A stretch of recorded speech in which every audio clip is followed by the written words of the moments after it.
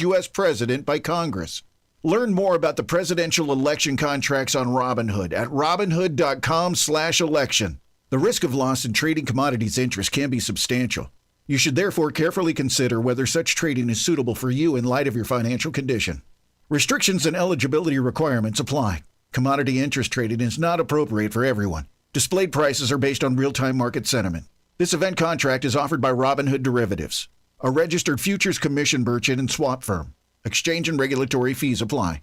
Learn more at Robinhood.com/election. Hey parents, you don't need the latest gizmo, slang, or clothes to be a perfect parent, because kids in foster care don't need perfection. They need you. For more information on how you can adopt, go to adoptuskids.org. A public service announcement from the U.S. Department of Health and Human Services, Adopt Us Kids, and the Ad Council.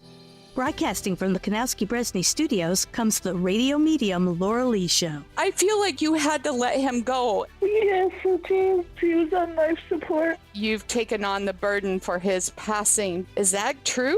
That is right. There's something to do with a Barbie doll. He used to stick the old school Barbie dolls in the cake. Oh my God, you're giving me goosebumps right now. The radio medium Laura Lee Show. Tune into your spirit every Tuesday at 4 p.m. You're tuned in to Money Matters Boston, 1120 AM WBNW. This is the Money Matters Radio Network, WBNW 1120 AM and W275 CM FM, Concord, Boston, the Money Matters Radio Network. It happens all over Massachusetts. Can you tie my shoes? In every home and every community. Be careful on your bike. Learning can happen anytime, anywhere. We'll see you at practice this weekend. And no matter how learning takes place in your family's life, DESE is there as your partner. The Massachusetts Department of Elementary and Secondary Education. Never stop learning. Find out more at mass.gov/back-to-school. Sponsored by the Massachusetts Department for Elementary and Secondary Education. Hi, this is Chuck and Mike from the Armstrong Advisory Group, and we have a guide this month titled The Top Year-End Planning Tips. Mike, if someone is considering a Roth IRA conversion, what are some of the things they need to be aware of? Well, first thing first is that it has to be done by December 31st. This is not one of those that you have until your tax filing deadlines are due. There also used to be this makeup provision where you could recharacterize things. That's since gone away. And so if you're looking at a year-end type thing like a conversion, then that's definitely a December 31st deadline. Another one that's time sensitive, if you have a required minimum distribution, got to have that done by the end of the year as well. What considerations are present there? You do, and the rules have changed so much over the last few years here that I think people might still be operating off of old information. You know, it used to be 70.5, has been continued to be bumped up for 72 to 73, for some folks even age 75. And so my feeling is whether you're subject to a required minimum distribution at this stage or not, you should at least be understanding how they work if you are approaching retirement. And this guide goes through a number of year-end tips, but specifically a bunch of them that have to be completed by year-end, and required minimum distributions, with very few exceptions, is one of those items that you need to get done by year-end 12/31, or else face some pretty stiff penalties. But like I said, those rules have all changed over the last few years. The guide this month is titled The Top Year-End Financial Tips and includes discussions of these items and a whole bunch more. How do you request the guide? Call 800-393-4001. Again, the guide is titled The Top Year-End Financial Tips, and it's available by calling 800-393-4001. The proceeding was paid for by Armstrong Advisory Group, a registered investment advisor. Nothing in the ad or in any Armstrong guide is specific financial, legal, or tax advice. Consult your own financial, tax, and estate planning advisors before making any investment decisions. Armstrong may contact you to offer investment advisory services. Sometimes we know what's next. Other times, it's impossible to know. Life can change in an instant. Don't be caught standing by the next time someone's heart stops. Knowing CPR gives you the ability to act and takes you from bystander to lifesaver. CPR is a life-saving skill. Join the nation of lifesavers today by learning CPR at heart.org/nation. National support for CPR education provided by Elevance Health Foundation.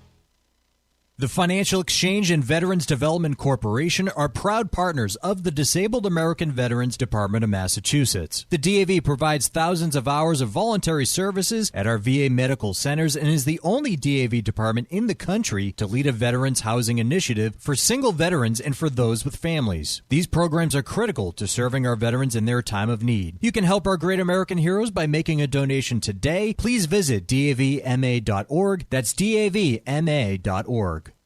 Securing your family's financial future is one of the most important elements of estate planning. Cushing & Dolan are experts in elder law. Their brand new guide is called Making the Most of Gifting Assets. It seems like an easy decision to simply leave everything to your children, but some gifts can cause major complications. Call 866-848-5699 and request your guide today. It'll help you understand the pros and cons of leaving assets to your children. Gifting can be beneficial. However, if the gift is a significant asset, like your primary home, and your kids suddenly decide to sell it, that gift could create massive capital gains tax problems. Whether you're deep into the planning process or just starting out, this new guide contains the information you'll need to make the right decisions for your overall plan. Get your guide today by calling 866-848-5699 or request it online at legalexchangeshow.com. The proceeding was paid for and the views expressed are solely those of Cushing & Dolan. Cushing & Dolan and or Armstrong Advisory may contact you offering legal or investment services. Cushing & Dolan and Armstrong Advisory do not endorse each other and are not affiliated. As a busy mom, my to-do list is full. While we can't add more hours to the day, we do have a great resource to help. Go Red for Women has information to help you and your family live a healthier life. Visit goredforwomen.org/momlife today.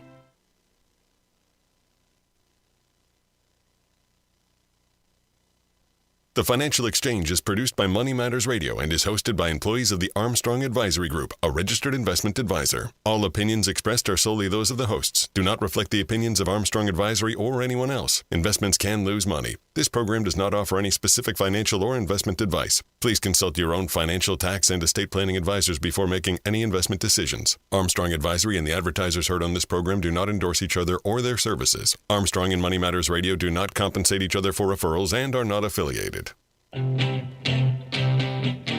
This is the Financial Exchange with Chuck Zodda and Mike Armstrong. Your exclusive look at business and financial news affecting your day, your city, your world. Stay informed and up to date about economic and market trends, plus breaking business news every day.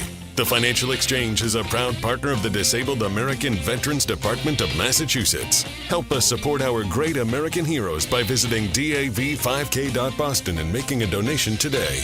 The DAV 5K Boston is presented by Veterans Development Corporation. This is the Financial Exchange with Chuck Zodda and Mike Armstrong. Chuck, Mike, and Tucker with you today here, kicking off the first day of November. And wrapping up the busiest week of the year? Are we going to go year? It's up there. We had another one like this. I forget when it was. It was maybe May or July, somewhere in that ballpark. I can't remember when. But, yeah, we've been cranking this week. Actually, no, I'm going to declare it busiest week of the year because aside from everything that we're talking about, you also have the election on Tuesday. So I'm giving it. I'm giving the week of October 20, whatever this was, the busiest week of the year designation. What election? Oh, you hadn't heard. No. Yeah. There's this thing Tuesday. You really got to get out there and what do I do? Well, I don't give voting advice on air. How do I vote? What's a vote? How does this work? In any case, look, here's just, I need to recap September and October. September, remember, negative seasonality. Like everyone was, September's going to be bad, man. Watch out. Well, September, the S&P 500 opened at 5623. It closed at 5762. That's more than a 2% gain for the month of September. Then everyone says, hey, after bad September comes October. And, markets are usually good in October. S&P 500 opened October at 5757, closed at 5705. A little less than a 1% loss. Okay. This is why you don't rely on something like seasonality to just be like, I got to buy or sell because season. No. What rhyme do we have for November? Don't care. Yeah, okay. Whatever. It is what it is. And so let's kick things off here, though, with a discussion about the jobs report this morning. Because 8:30 a.m. Yeah, 8:30 a.m. The final jobs report to be released during daylight savings time. after, so not ever, but for the year. Okay. It's a big one, though. It's a big one. Also, the last jobs report 5 days before the election. What election? Yeah.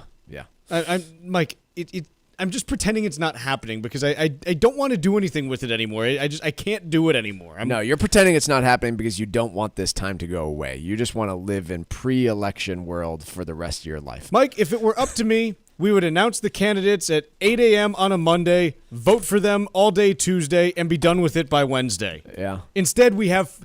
The best thing about this election being over... We might get more genuine messages if it was only 24 hours, honestly. The best thing about this election being over is that on Wednesday, we get to learn who's running in 2028. That's how much it sucks now. That's how much it sucks. It's like, oh, good, this is over. Well, I'd like to announce my candidacy for the 2020... Come on, man. Give me a break. Anyways, jobs report. This morning, 8:30 a.m. Eastern Daylight Time, we received the jobs numbers for October. They came in bad. 12,000 jobs added. The unemployment rate, though, didn't move, stayed steady at 4.1%. And before we go further, there's a whole one-page caveat that the BLS puts in here, which is, hey, we had hurricanes that hit on September 26th and October 9th. Our data collection period was 10 days starting on October 10th. And so basically, we're not entirely sure how accurate the data was.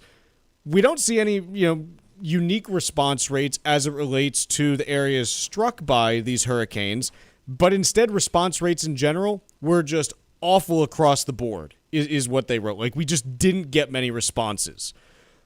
In conclusion, and I've been saying this like for the last month and a half, not month and a half because these hurricanes hadn't hit then, but for the last 3 to 4 weeks. Throw it out. This entire report, basically useless. It's not to say that you can't say this report wasn't bad. It was, but we don't know if there's going to be a huge bounce back next month because of jobs that were counted here. We don't know if this is actual weakness. This is one report that I don't think you can tell anything out of as a result here. So contextualizing how bad that was, the average number of jobs created over the last 12 months before this was 193,000. So 12,000 in that context is quite bad, quite bad. Expectations going in were for 100,000 jobs to get created. You got 12. So I agree, throw it out, but also acknowledge it was bad. If you do want the part of this, and there are things that I think you can glean from this that are bad, non-farm payrolls for the last 2 months revised downward. August revised down by 81,000. September revised down by 31,000. This is as they get more data in. Yep. More people respond. They revise their estimates. Correct. So the data, again, was not good in those revisions, and those were not impacted by hurricanes. So this is something that you can point to and be like, oh, that's kind of problematic that the job growth that we thought we had is a little bit weaker here. Unsurprising pieces, manufacturing employment decreased by 46,000 in October. Boeing strike. If you didn't have that going on, that's basically flat. So again, you can also wrap that up into this. Things that I don't think are necessarily related to the hurricanes or Boeing strike. Temporary help services continuing on its decline, dropping by 48,000 people for the month. Temporary help services are generally one of the leading indicators of where an economy is going. The reason being, right out of the gate after a recession, first people you hire, temp help, because you're not sure if you need the full-time help yet. Who do you get rid of as you're heading into one? Yeah, get rid of the temp workers because you want to keep your full-time people in case it doesn't turn out to be a recession. We don't know that many 401k or unemployment anyway. That's for the staffing agency to take care of. They'll handle that. We can get rid of them. The counterpoint there, obviously, is that we've lost 577,000 temporary help jobs since March of 2022. And no recession. So, I don't know. Maybe it's just delayed. Now, I'll go through the rest of this data just saying, hey, in the absence of knowing which way this is actually going to go as far as how the revisions look in the future and what we get next month, let's talk about this jobs report for what it actually is, because I do think there's a chance. Look, as much as we say, hey, this could be skewed, there's a chance it isn't. There's a chance that this is the deal, and this is what you get even after more data, future revisions, and so on and so forth. Unemployment rate steady at 4.1%. Somewhat reassuring that it's not ticking back up. So that's kind of one of your few good pieces, I think, that you have here. Other things that are not great as you kind of go through this, the duration of unemployment seems to be lengthening. Those unemployed for 15 to 26 weeks increased by 115,000. Those unemployed 5 to 14 weeks increased by 98,000. Those unemployed for less than 5 weeks decreased by 34,000. So there's a lengthening of unemployment that's happening. That's not typically something that's good that you like to see. That headline number of 12,000 jobs created. Hey, if you get that on a repeated basis, unemployment rate is going up. I know it didn't this month. Yeah, that's not enough job creation to keep pace with the growth of our workforce. I know it didn't this month, but quite honestly, it's because of rounding that we saw this month. So last month, just as an example, it came in at 4.1% because the unrounded number was like 4.053 or something like that. This year, the unrounded number, or this month, the unrounded number is 4.14 something, I think. So ultimately, rounding is something that, hey, when you strip it away, the unemployment rate actually looks like it's ticking up a little bit here. Again, the caveat being, what does this ultimately mean, this report? I don't know. I don't think that you can make any conclusive thoughts about this in terms of what it means for the U.S. economy at this point, other than, hey, if this turns out to be accurate, it's a bad report. Like, there's no other way to put it other than that. Yep. But we just don't know how accurate it actually is. Other things, the U6, the underemployment rate, holding steady at 7.7%. So I guess that's a good point that you have here. But overall, this is a report that if you were to duplicate it 12 times over, well, unemployment's not holding at 4.1. Like, you are seeing unemployment rise probably in the ballpark of 1% over the course of a year if you get this kind of job creation for a full year. Yeah. Again, I think there are parts of this where you say you don't know. There are other parts where you do know. The 44,000 job loss in manufacturing does not occur if the Boeing workers are back to work. Correct. That's pretty definitive. The other stuff about why only 12,000 jobs were created, you just have no idea how much of that was hurricane related and how much of it was just related to, the other piece I think about is, okay, they talked about how response rates state by state didn't seem that far off. And so was there just a lack of response due to something like an election? And then the responses are going to come pouring in later? Maybe. You don't know. So again, obviously, I'd be shocked if Donald Trump hasn't already posted about this jobs report and how it indicates that we're in a recession.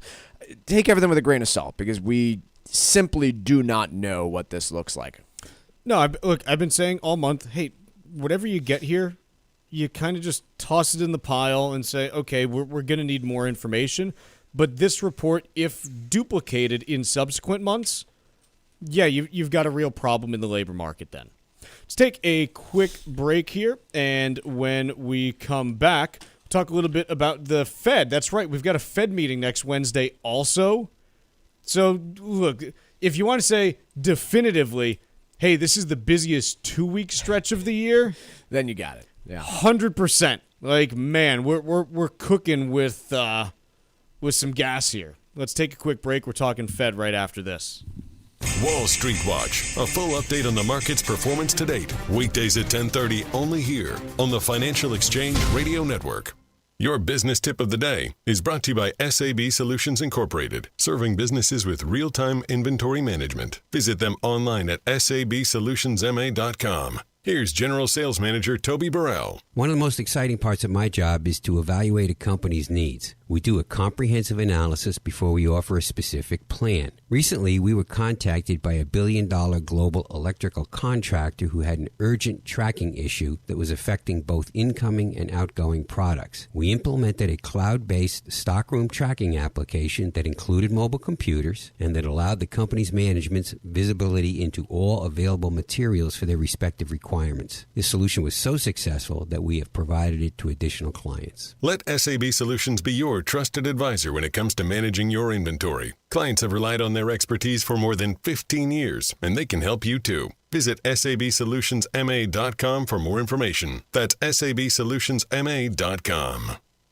Legacy planning is incredibly important. Cushing & Dolan's new guide is called Making the Most of Gifting Assets. In it, you'll learn that some gifts to your children can be problematic, especially if there are financial difficulties or a divorce proceeding. Get your guide today by calling 866-848-5699. That's 866-848-5699. Or request the guide online at LegalExchangeShow.com. The proceeding was paid for and the views expressed are solely those of Cushing & Dolan. Cushing & Dolan and or Armstrong Advisory may contact you offering legal or investment services. Cushing & Dolan and Armstrong Advisory do not endorse each other and are not affiliated. The Financial Exchange and Veterans Development Corporation are proud partners of the Disabled American Veterans Department of Massachusetts. The DAV provides thousands of hours of voluntary services at our VA medical centers and is the only DAV department in the country to lead a veterans housing initiative for single veterans and for those with families. These programs are critical to serving our veterans in their time of need. You can help our great American heroes by making a donation today. Please visit davma.org. That's davma.org.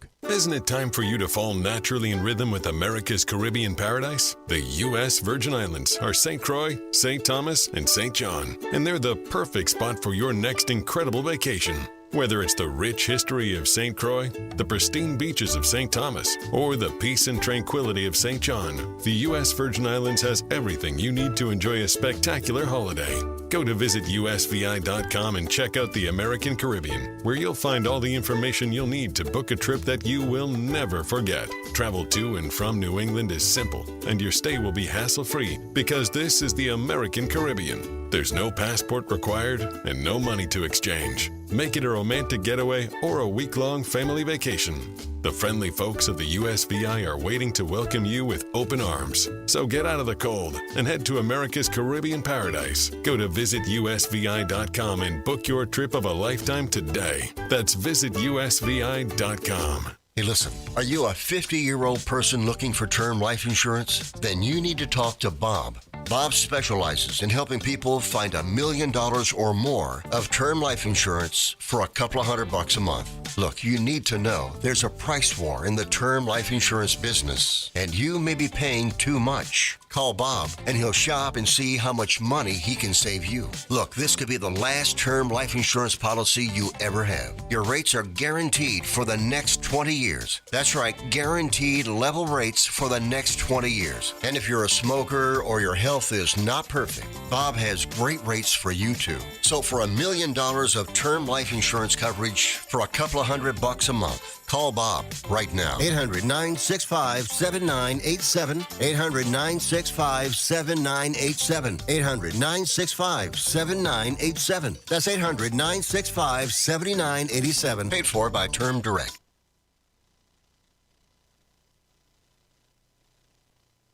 Find daily interviews and full shows of the Financial Exchange on our YouTube page. Get caught up on anything and everything you might have missed. This is the Financial Exchange Radio Network. This segment of the Financial Exchange is brought to you in part by the U.S. Virgin Islands Department of Tourism. The U.S. Virgin Islands are St. Croix, St. Thomas, and St. John. With fall in full swing, now's the time to start looking at a fabulous holiday vacation, and there's no better place than the U.S. Virgin Islands. Enjoy perfect weather, world-class dining, incredible beaches, and a vibrant nightlife. No passport is needed, and there's no money to exchange. Take your next vacation in America's Caribbean paradise, the United States Virgin Islands. Go to visitusvi.com to book your trip. That's visitusvi.com. Mike, so next week we have a Fed meeting. It's actually the only Fed meeting of the year this year that's taking place on a Thursday rather than the standard Wednesday. I presume that's because of the election. It's a 2-day meeting, so they probably kick things off Wednesday. Maybe they take the day off on Tuesday to vote. You know, Jay Powell's like, yeah, I'm gonna take the day off and go vote. Mm-hmm. So we got a Fed meeting next week, and where we stand right now, according to the CME. The projections right now are for a 99.8% chance of a 0.25% cut next Thursday. So do you want to roll down the evidence and see if there's anything in your mind that would run contradictory to that? There's nothing in my mind that would run contradictory to it. I don't see anything that sways you from that. The jobs report came in weak. The JOLTS report came in fine, but weaker than the previous month.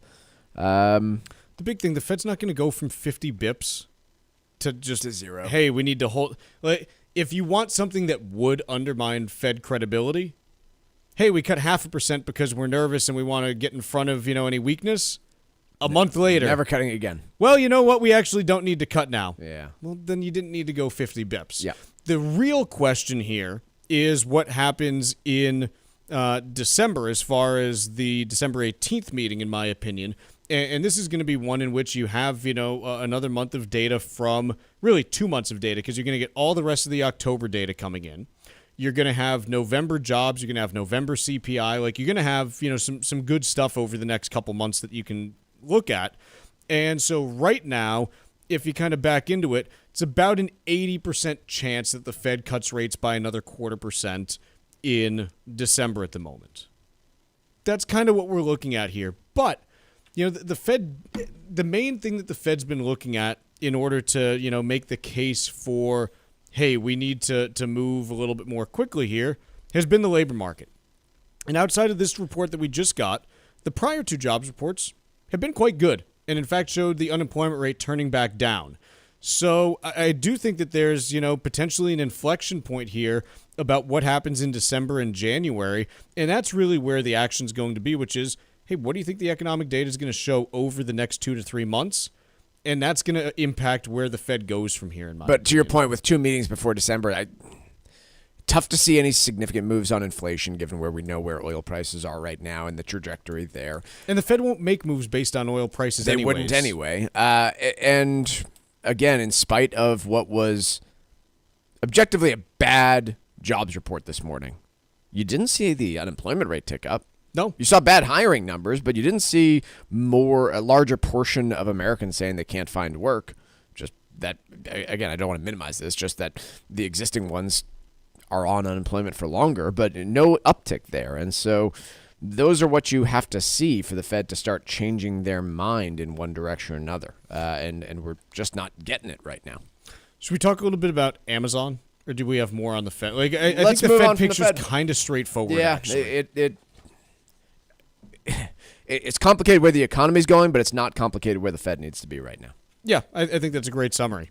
Amazon, their shares are up. At one point, I know pre-market, I haven't looked just now, but their shares right now are up about 6.5%. And they just can't break through that $200 mark right now for some reason. And what we've got going on with Amazon is, hey, they're making a boatload of money. Their cloud services division continues to chug right along. They are planning on spending an absolutely insane amount of money in CapEx for building out AI capabilities. Can we talk about, and again, qualifying this money is just tough to do because everyone's spending billions of dollars, but analysts had been anticipating that Amazon would spend $17.6 billion in the third quarter on this CapEx. That would be a rise of 42%. Instead, they increased spending by 81% to $22.6 billion. They just spent CapEx. An extra $5 billion in the quarter somehow. Without blinking, and shareholders are like, yeah, that sounds good. Cool. Do more. Do more. To be fair, they did beat on revenue. They had a pretty solid quarter in terms of actually what everybody thinks of Amazon for in terms of selling stuff at their online store and getting it delivered to your house. Their actual payoff from this investment in artificial intelligence, the only place that I can see it is people leasing cloud space from them, which is not a bad place to be. That's a huge growth engine for them. But unlike Microsoft, unlike Google, unlike Meta, I don't see any real discussion of product development on the Amazon side. And maybe that's fine. I thought they had a couple things that they're talking about Alexa. They're discussing it, but Meta is actually pointing to saying, "Hey, this many customers of ours started using our tools to develop new ads and put it out there. Eyeballs on Facebook's platform were there for an extra 20 minutes, and we're attributing that to AI." I'm not seeing that from Amazon right now. It's not to say you won't in the future, but I'm just this quarter not seeing much from Amazon in terms of, hey, what's the payoff outside of businesses taking up more cloud space on your networks? Yeah, I think that's fair. They are building a bunch of stuff for businesses, like different selling tools and stuff like that. So, we'll see where it ends up going. But it's... that would actually be low-hanging fruit, right? If you're a vendor on that platform and they're- you can use AI to develop a video on how your product works, which should be really easy. So the stuff that I'm seeing on their side is like they're more trying to sell like virtual assistants, conversational analytics, employee productivity tools, some creativity stuff, because they've got, their AI stuff that they run as well. I just find it wild that this part of their business literally is an accident. Yes. And now it's the most important part of their business. They're spending $80 billion, what was it, $22 billion on it in a quarter? Yeah. Quick break here. When we come back, we've got Wall Street Watch and a little more on Amazon.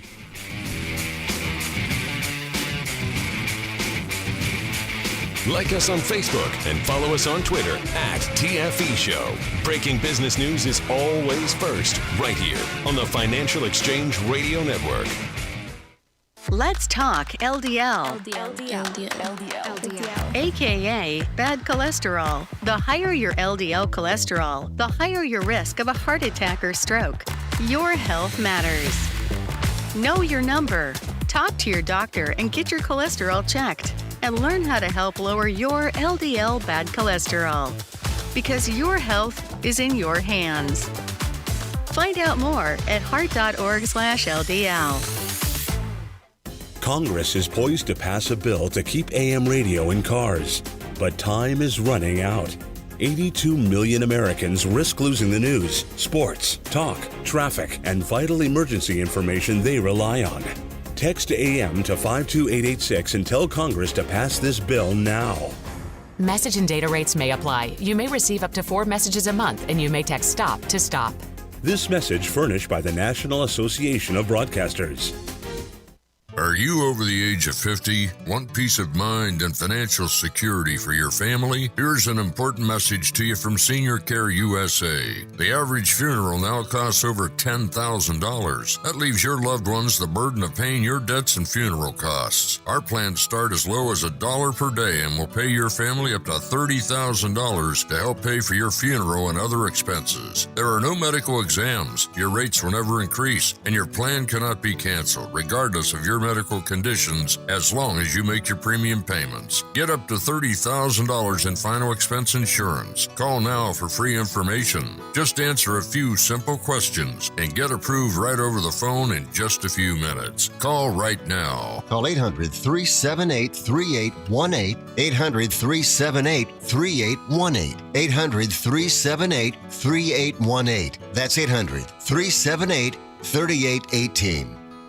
Last year, we introduced you to Mark Vaughter, CEO of Veterans Development Corporation. Mark is a career military man, and we're proud to have him back as the presenting sponsor of the 2024 DAV 5K Boston. I'm a proud partner of the Disabled American Veterans, Department of Massachusetts. The DAV does incredible work, and it was one of the first organizations I became familiar with after my military service ended in 1984. As I built my company, Veterans Development Corporation, I did it knowing that I'd be giving back to fellow vets who need jobs, support services, medical supplies, and much more. I work with disabled veterans every day, and is one of the key reasons why I'm such a big supporter of Dan Stack and the Disabled American Veterans, Department of Massachusetts, in this year's DAV 5K Boston. Please join me in supporting this tremendous cause by taking part in this year's event or by making a donation to the DAV. Veterans Development Corporation is proud to be the presenting sponsor of this year's DAV 5K, taking place on Saturday, November 9th at Fort Independence in South Boston. To register for this year's race, visit dav5k.boston.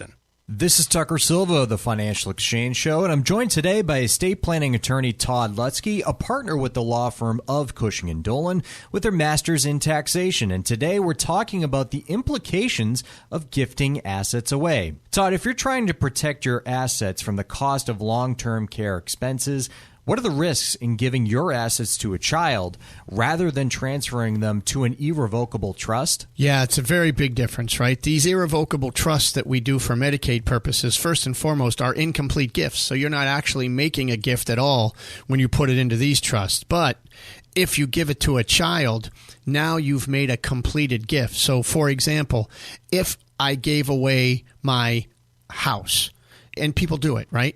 You are giving away the built-in gain in that house. You now don't have any control over the house. You can't sell it and buy another one if you want to move. You need the kid's permission for all of that. Plus, if you never sell it and you die, you've trapped the built-in gain for the kids. When they go to sell it, they're going to have to pay capital gains tax. Whereas if you keep it, you can control it, get a step up in basis for the kids when they die, and still protect it from the nursing home through the trust. Either way, it's going to take 5 years. But gifting isn't always the answer. Educate yourself about the implications of gifting your assets away. Request your free copy of Todd's brand new guide called Making the Most of Gifting Assets right now by calling 866-848-5699. That's 866-848-5699. Or you can request a copy on their website, LegalExchangeShow.com. The proceeding was paid for and the views expressed are solely those of Cushing & Dolan. Cushing & Dolan and or Armstrong Advisory may contact you offering legal or investment services. Cushing & Armstrong do not endorse each other and are not affiliated.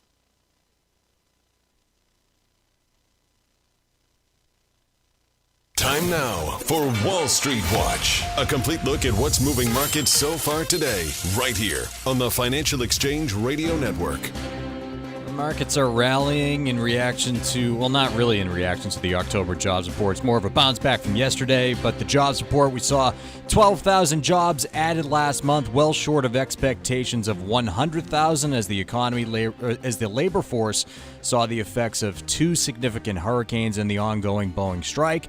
Unemployment rate held steady at 4.1%, and on top of all that, we're digesting big third quarter earnings from Amazon, Apple, and others. Right now, the Dow is up by nearly 500 points, or 1.25%. S&P 500 is up by 62 points, just over 1%. And the Nasdaq up nearly 1.5%, or 255 points. Russell 2000 is up by 1.33% as well. 10-year Treasury yield up by 2 basis points at 4.30%, and crude oil up nearly 2% higher, trading at $70.55 a barrel. Amazon jumping 7% after the e-commerce giant posted stronger than expected third quarter earnings and impressive cloud and ad growth. Revenues for its Amazon Web Services also climbed 19% year over year. Paul LaMonica of Barron's will give his thoughts on Amazon coming up on the show at 11:45. Meanwhile, Apple also beat third quarter estimates on the top and bottom lines, showing a revenue growth of 6%, driven by a rebound in iPhone sales. However, the tech giant's outlook for sales growth missed street forecasts. That stock is off by nearly 1%. Elsewhere, Exxon Mobil and Chevron posted lower quarterly profits as energy prices sank and fuel-making margins narrowed. However, those stocks are up 0.5% and 4% respectively. Struggling chipmaker Intel posted a record $16.6 billion loss in the previous quarter, but said its outlook for sales was improving. That stock up by 7%. And Boeing up by 3% after the plane maker agreed to a new offer with its machinists union, with the hopes of bringing the 7-week strike to an end. The deal would include 38% raises over the next 4 years, with a vote on the proposal coming for Monday. I'm Tucker Silva, and that's Wall Street Watch. Chuck, we had 5 major tech companies. I know they're not necessarily all considered tech companies by S&P Global, Sure. But tech companies report earnings this week. Apple, Amazon, Microsoft, Google parent Alphabet, Facebook parent Meta. I'm no tech analyst. I looking through these earnings, we can see how the stock market reacted to each of them, yada, yada, yada. I'm more interested in one thing. Let's assume that we all buy that artificial intelligence is going to be this seismic productivity changer. Based on what we saw this week from earnings, where would you put these 5 tech companies if you're to rank them in terms of their influence in that space or their opportunity for the future? I'm trying to think through it in terms of what we're seeing right now. And, I've maintained for a while that Microsoft seems to be the low-hanging fruit here and has the biggest opportunity when it comes to artificial intelligence because they're approaching it from 2 different sides. But I'm interested in your take. Where would you rank these if you were looking at, hey, these companies are doing the best thing? The best is a tough word. The most productive and most profitable things with AI today and in the future. So, if we're talking about the potential for greatest profit expansion, it's probably Microsoft or Amazon. storage because the cloud storage. Microsoft is right there in every single office in America. Yep. Hey, here's our tools that'll help you, be 20% more productive and only cost you 5% of an employee's salary a year. Mm-hmm. Great, I can increase headcount without increasing headcount. Yeah. Like that's the promise for Microsoft. If you're looking at Amazon, it's all those resellers. Hey, find better ways to sell your stuff, manage your inventory, yada, yada, like all that stuff. Okay, fine. And they also happen to be in a lot of businesses' backyards, right? Like, sure. Amazon's cloud storage and computing business is massive. Meta and Google are in one business and one business only, and that's selling ads. Yeah, I know that they do other stuff for fake, but they do one thing for real, and that is they sell. Meta's revenue was 96 or 98% ads. Yeah. Google's 75% ads, and the rest, by the way, is just a bunch of YouTube TV subscriptions that, what do? They sell ads. So, ultimately... I struggle with that one because I constantly kind of poo-poo and look down at their ability to grow that revenue. But am I missing the ball once again on Meta and Google and Meta and Alphabet's ability to sell more ads based on the leverage of AI? There's only so much ad budget. That's here's the thing. Yeah. Here's why Microsoft and Amazon are more interesting to me. If you are a company, what's the number one biggest expense that you typically have? Headcount. That's where the money can be spent. Yep. Usually number 4 or 5 is advertising and marketing and stuff. Yeah. You go through the list, it's okay, I got headcount, then I got my, overhead with, my office space and this and that. You go down the list, I think that the bulk of the spending growth can potentially be in convincing companies, hey, don't hire more people, buy our services, and get more out of your current people. With Google and Meta, it's, hey, how can we sell more ads? Well, who's increasing their ad budget exponentially? There's only so much product to actually sell. Right. If you go to a company and say, hey, if you increase your ad budget by 50%, here's what you can do. Well, most companies can't increase their ad budget by that much. They don't have that money available. On the other hand, headcount, consistently year in, year out, might go up 10, 15, 20%. Spend that on services, not on new heads. Convincing case. Apple, it's all selling devices. It's a bit of a wild card. It's all selling devices, and I don't think there's any there. Yeah, I don't buy the Alexa devices. I don't buy the Apple devices. I'm not saying it won't exist. I just don't know what you do with it. Here's the fascinating thing in my opinion. I think Apple may end up having the most useful day-to-day approach to AI out of any of these, but they won't be able to make money off it.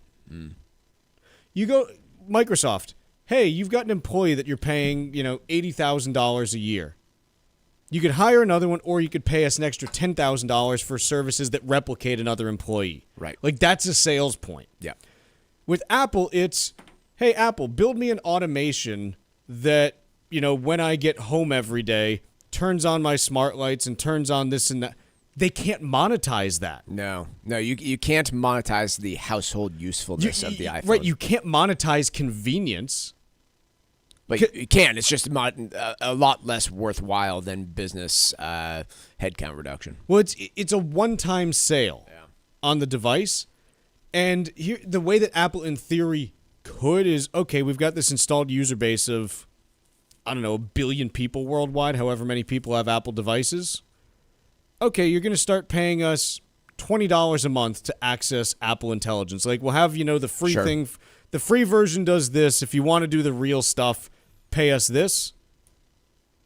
Do most people need that? I don't know. No. I don't think so either. Right. Now, I could be completely wrong there, but this is what I get at when I'm like, hey, Apple might have the most useful stuff to the most people, but I don't know how they get there from a dollar's perspective.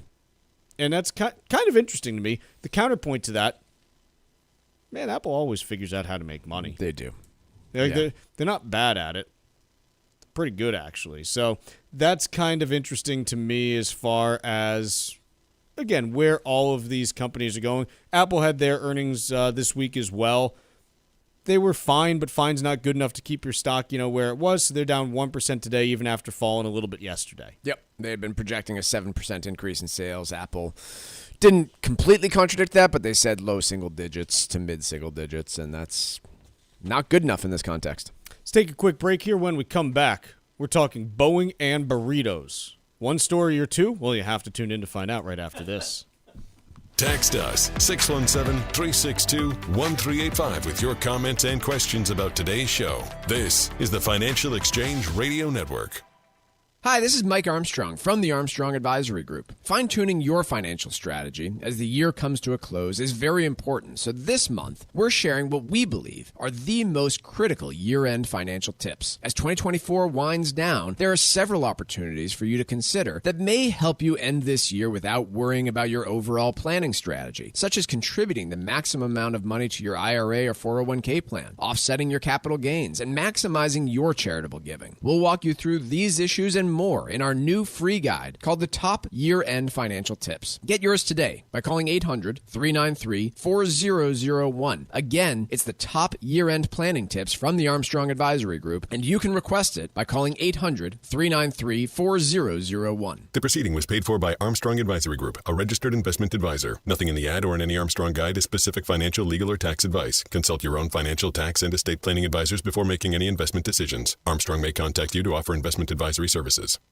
Securing your family's financial future is one of the most important elements of estate planning. Cushing & Dolan are experts in elder law. Their brand new guide is called Making the Most of Gifting Assets. It seems like an easy decision to simply leave everything to your children, but some gifts can cause major complications. Call 866-848-5699 and request your guide today. It'll help you understand the pros and cons of leaving assets to your children. Gifting can be beneficial. However, if the gift is a significant asset, like your primary home, and your kids suddenly decide to sell it, that gift could create massive capital gains tax problems. Whether you're deep into the planning process or just starting out, this new guide contains the information you'll need to make the right decisions for your overall plan. Get your guide today by calling 866-848-5699 or request it online at legalexchangeshow.com. The proceeding was paid for and the views expressed are solely those of Cushing & Dolan. Cushing & Dolan and or Armstrong Advisory may contact you offering legal or investment services. Cushing & Dolan and Armstrong Advisory do not endorse each other and are not affiliated.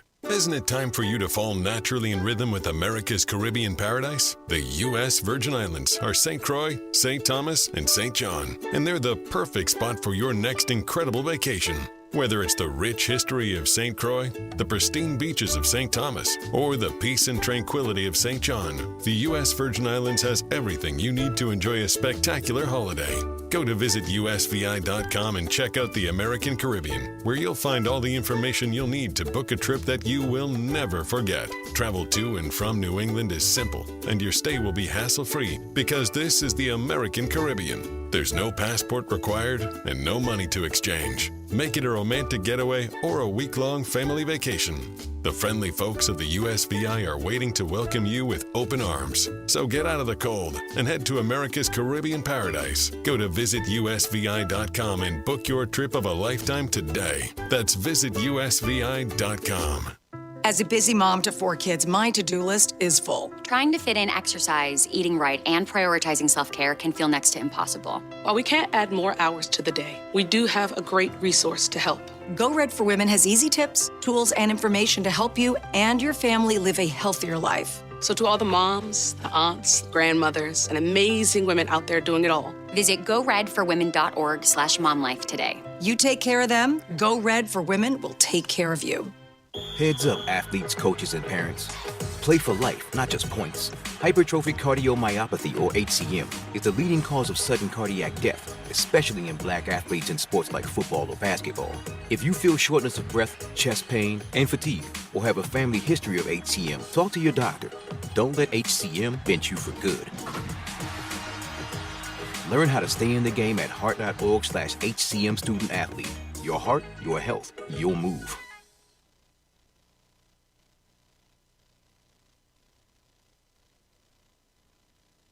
The Financial Exchange Show podcast drops every day on Apple, Spotify, and iHeartRadio.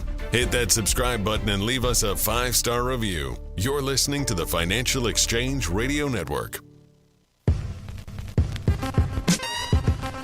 The ultimate Boston sports auction to benefit the Disabled American Veterans Department of Massachusetts is coming this Monday. Your chance to see the world champion Celtics, the Bruins, the Red Sox, and the Patriots, plus autographed merch from Pedro Martinez, Kristaps Porzingis, Brandon Carlo, and much more.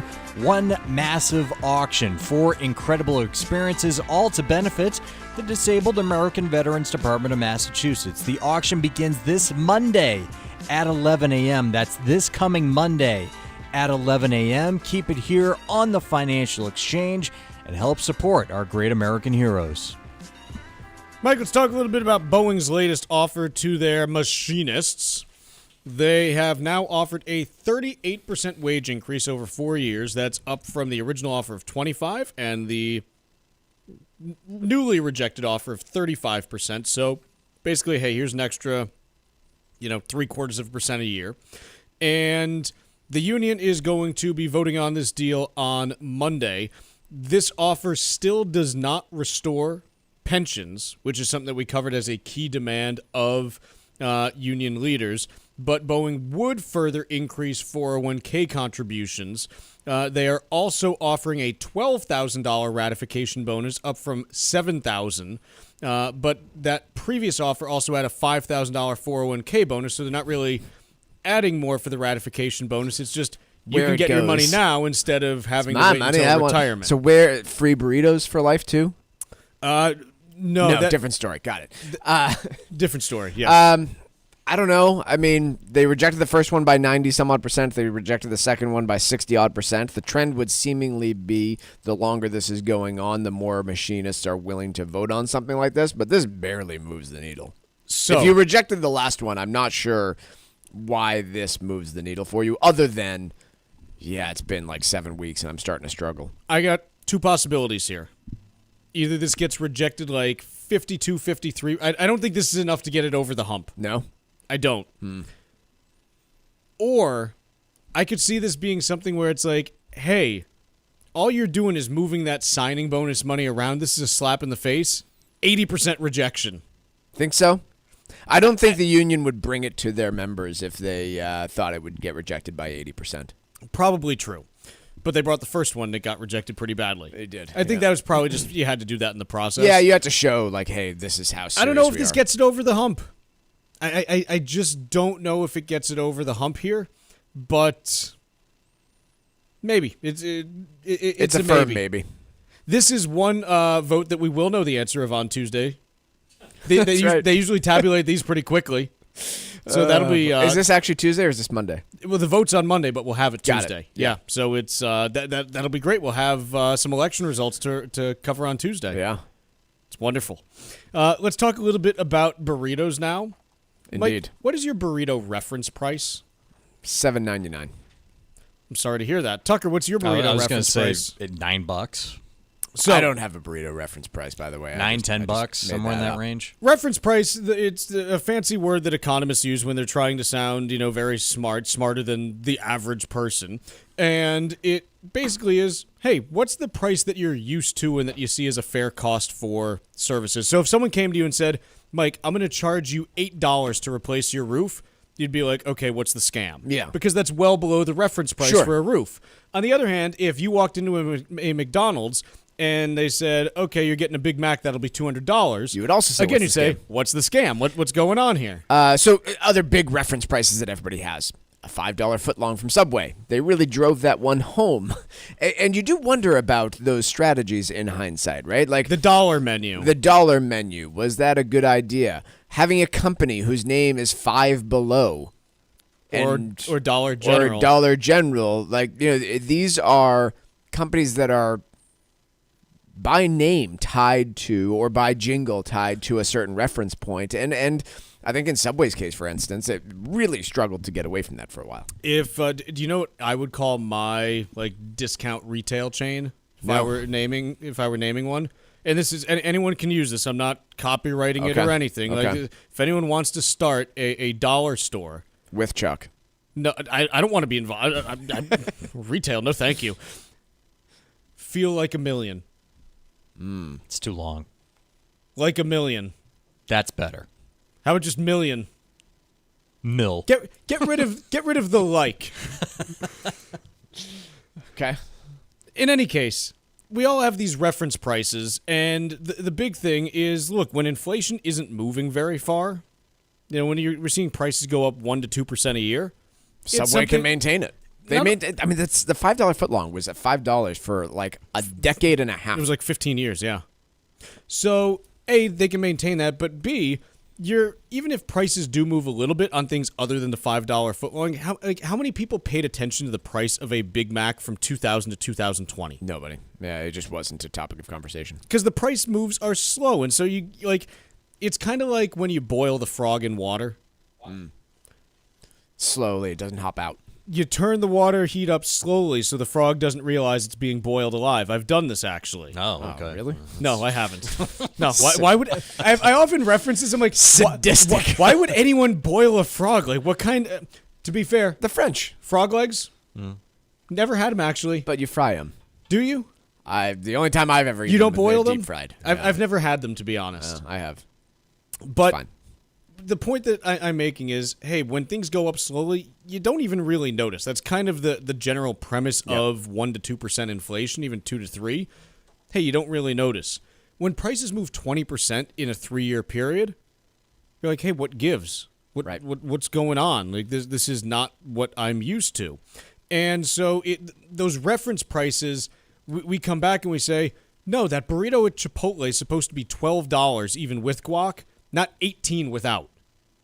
And that's what kind of gets us upset, is that it's that difference between the reference price that we have and what something actually costs today. And, you see a few of these. So one person talked about their crispy rice bowl from Sweet Green, the fast casual place that's out there. It went from $15 to $18. And I get how that disrupts your reference price. An extra $3 for lunch is not fun.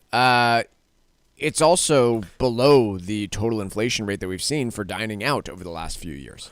I think there's one other thing that needs to be taken into account here, and that's mental rounding. You get something for $15, you're like, that's $15. It shows up at 18 instead of 17. Hey, I'm paying $20 for lunch now.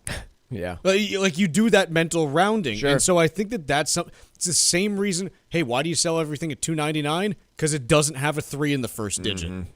And so that rounding does happen as well, where, okay, if it goes from 15 to 16, it's still pretty close. 16 to 17, it's fine. 18, man, this is almost $20 now. Like, you feel it on that side also. I think the most interesting one to me is the gasoline reference point. Which is... Because it's so different, both region by region and generationally. Not even generationally, even just month to, like, we reset that reference point quickly. Because we're always filling up. Yeah. Like, you're always doing frequently. But yeah, you talk to a baby boomer who might genuinely have a reference point on gasoline of like 99 cents. And that's where I am on this, and everything above that is expensive. For me, anything below $4 a gallon seems pretty reasonable. Let's take a quick break here, and when we come back, we got hour 2 coming up in just a little bit. We're talking holiday shopping, we're talking oil, and we're talking Intel, and a whole lot more when we return.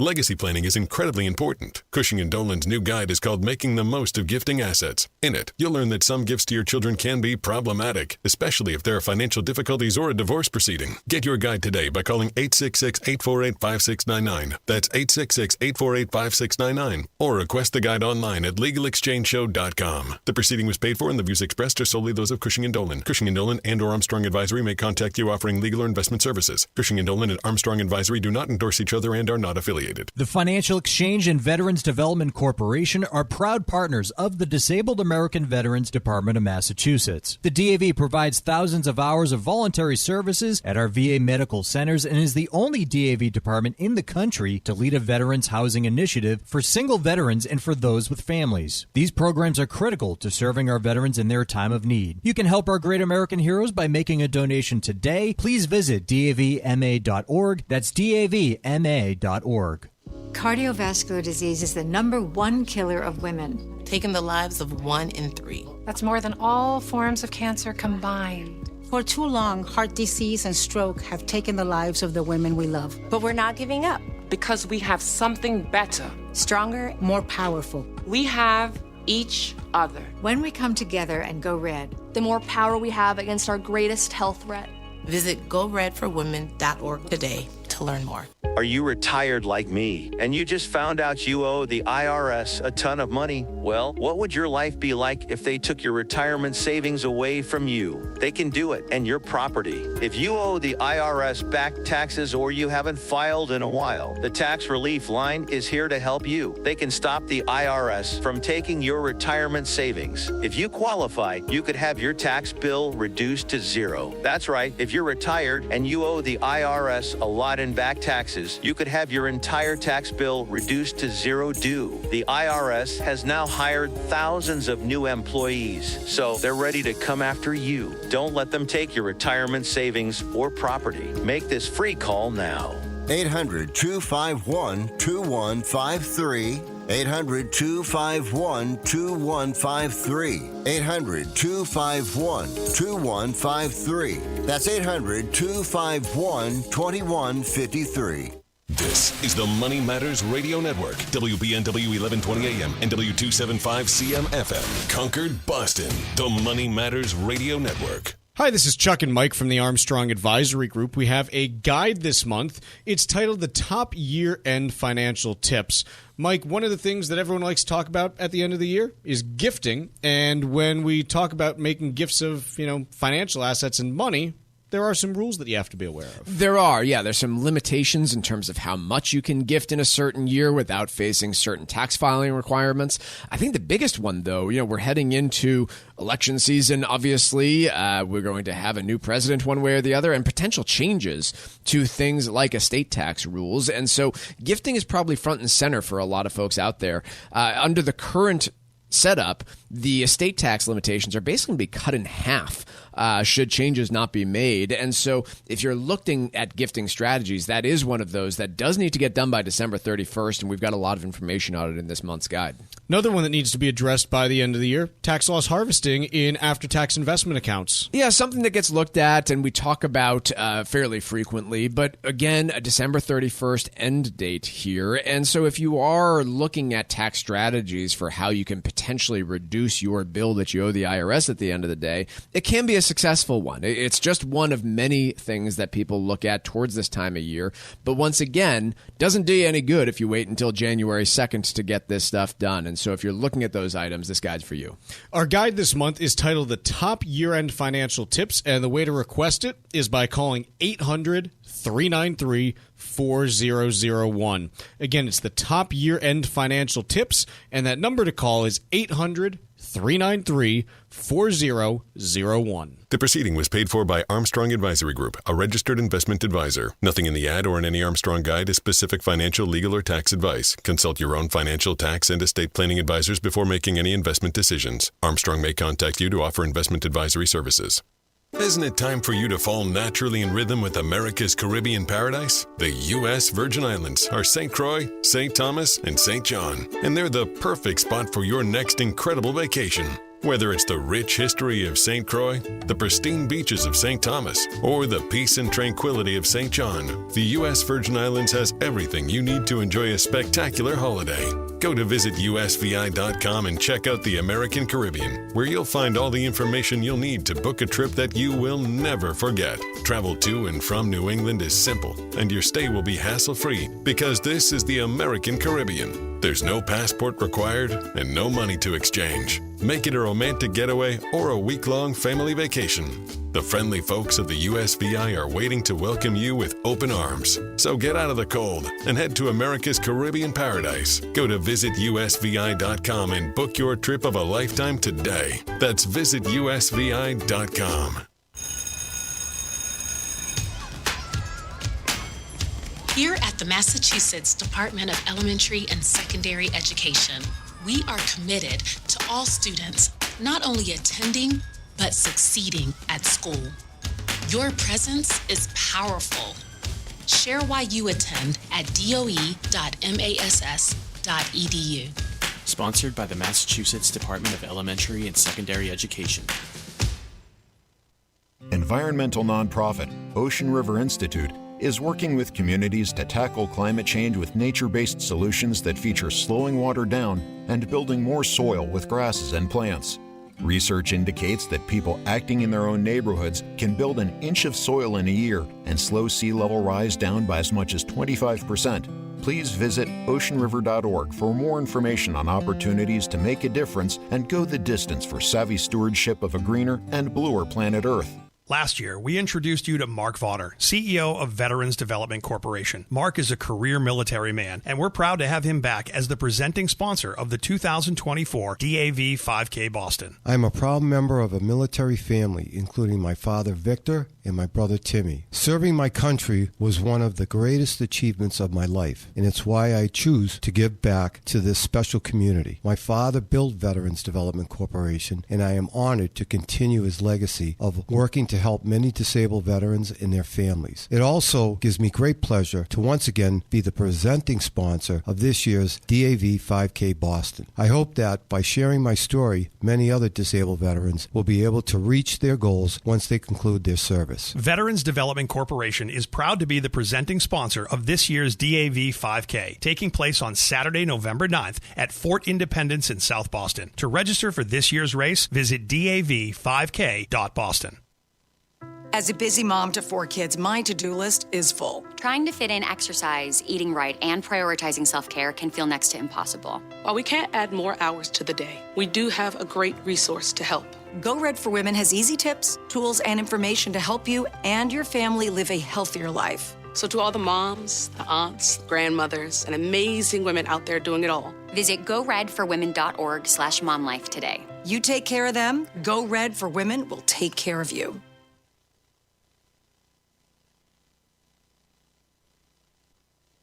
The Financial Exchange is produced by Money Matters Radio and is hosted by employees of the Armstrong Advisory Group, a registered investment advisor. All opinions expressed are solely those of the hosts, do not reflect the opinions of Armstrong Advisory or anyone else. Investments can lose money. This program does not offer any specific financial or investment advice. Please consult your own financial, tax, and estate planning advisors before making any investment decisions. Armstrong Advisory and the advertisers heard on this program do not endorse each other or their services. Armstrong and Money Matters Radio do not compensate each other for referrals and are not affiliated.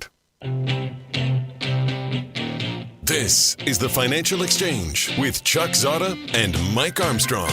Your exclusive look at business and financial news affecting your day, your city, your world. Stay informed and up to date about economic and market trends, plus breaking business news every day. The Financial Exchange is a proud partner of the Disabled American Veterans Department of Massachusetts. Help us support our great American heroes by visiting dav5k.boston and making a donation today. The DAV 5K Boston is presented by Veterans Development Corporation. This is the Financial Exchange with Chuck Zodda and Mike Armstrong. Hour 2 of the Financial Exchange now in progress, and as we kick off November, we've got stocks in the green for your major U.S. indices. This in contrast to October, which actually finished down for the S&P 500. I haven't looked at the Dow and NASDAQ because who cares? Didn't want to say it, but thanks. The Dow, though, today is up 473 points, about 1.1%. The S&P up 53, about a little less than 1%. And NASDAQ up 1.2% or 217 points. So a little bit of a relief rally after what was a rather putrid day for stocks yesterday. I think that's probably the best way to describe it. 10-year Treasury up 5.7 basis points. This despite a weaker-than-expected jobs report. Traders basically saying, nope, we're not paying any attention to that today. That's kind of the message I'm getting, at least. And so you've got the 10-year at 4.34%. That's likely going to push the 30-year fixed-rate mortgage up to around 7.15. And crazy. Yeah, we were at 6.15. Crazy. A month and a half ago. So we had seen nearly a 2% decline in mortgage rates, and then boom. They're up 1% in the last month. 30 days, just right back up there. Yeah. Realtors not really thrilled at that. Probably not, no. Oil, West Texas Intermediate up 90 cents a barrel to $70.16, still floating right around that 70 mark. The AAA national average for gas prices, that is continuing to slide, though, down another 0.9 cents to $3.12. And 0.2 cents. We got a chance to get under 3.10 over the weekend, which is very exciting. You do have some states, Texas right now averaging 2.66, Mississippi at 2.68. Those are the lowest ones that I'm seeing out there. On the other hand, highest gas price states, Mike? Hawaii, California, and Washington. California still at 4.55. Hawaii at 4.58. Washington at 4.03. Back to interest rates for a moment. I think there's a potentially good lesson in here.